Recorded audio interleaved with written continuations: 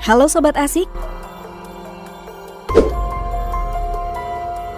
Di daerah Kalimantan Barat pernah terjadi tragedi kecelakaan mistis yang dikaitkan dengan makhluk misterius yang menetap di Sungai Kapuas. Makhluk misterius itu bernama Pauke. Para sejarawan dan juga budayawan mengatakan bahwa kata Puake sendiri berasal dari bahasa Melayu yang berarti besar atau raksasa. Keberadaan Puake sebagai makhluk penjaga Sungai Kapuas diyakini telah ada sejak zaman nenek moyang bangsa Indonesia. Dan beberapa orang percaya bahwa Puake adalah makhluk yang sama sekali tidak mengganggu manusia. Tetapi Sob, beberapa orang juga percaya bahwa Puake dapat meminta tumbal pada waktu-waktu tertentu.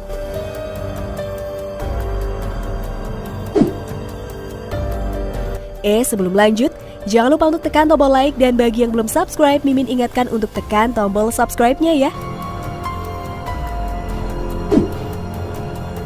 Orang-orang yang tinggal di sekitar wilayah Sungai Kalimantan percaya Sob, bahwa ada berbagai jenis Puake termasuk Puake buaya putih atau sarasa, Puake tapah dan Puake biukur dalam bentuk kura-kura raksasa.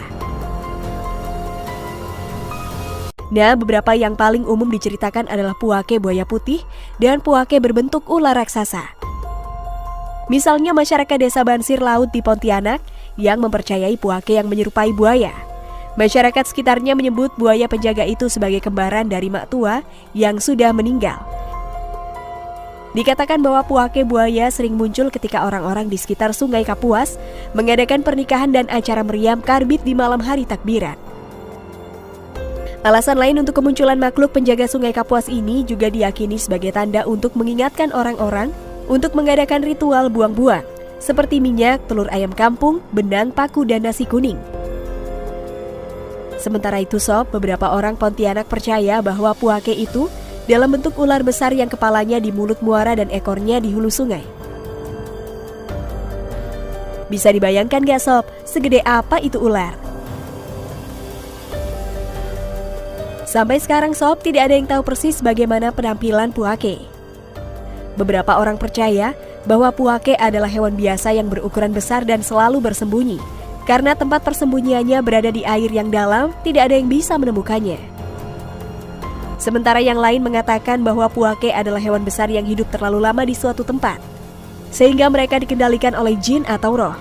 Karena itu Puake menjadi sejenis siluman dan tidak bisa dilihat dengan mata manusia. Nah Sob, ada juga cerita nyata kemunculan makhluk yang diduga Puake di Sungai Kapuas. Kisah ini diceritakan di laman Search the Truth milik warga yang tinggal di sekitar Sungai Kapuas. Kejadian yang dialami terjadi pada tahun 1994, kala itu anak-anak termasuk penulis yang tinggal di Kelurahan Tanjung Kapuas, Kota Sanggau, Kalimantan Barat, sedang bermain di sungai. Permainan populer saat itu adalah menghanyutkan diri dari hulu sungai ke hilir dengan menaiki pelampung dari ban dalam bekas yang besar. Sambil bermain, anak-anak itu terlampau ramai. Ada yang salto dan ada juga yang berkata kotor dan saling melempar makian. Tiba-tiba di sungai ada gelombang cukup besar seperti ada speedboat yang lewat. Konon katanya langit menjadi mendung padahal sebelumnya cerah. Gelombang tersebut mendekat dan tiba-tiba mengarah pada anak-anak yang bermain hingga terpelanting ke tepi sungai akibat dorongan gelombang yang kuat. Beberapa orang yang tengah mencuci juga terlempar. Hal ini sungguh ganjil mengingat tidak ada apapun yang lewat.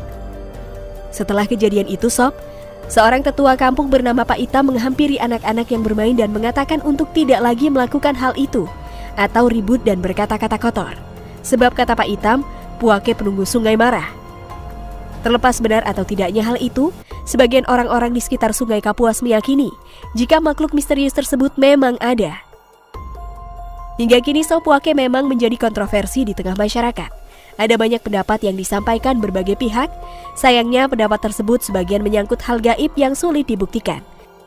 Tapi dalam kehidupan di dunia ini memang tidak semua hal terlihat. Namun bukan berarti mereka tak ada, bukan?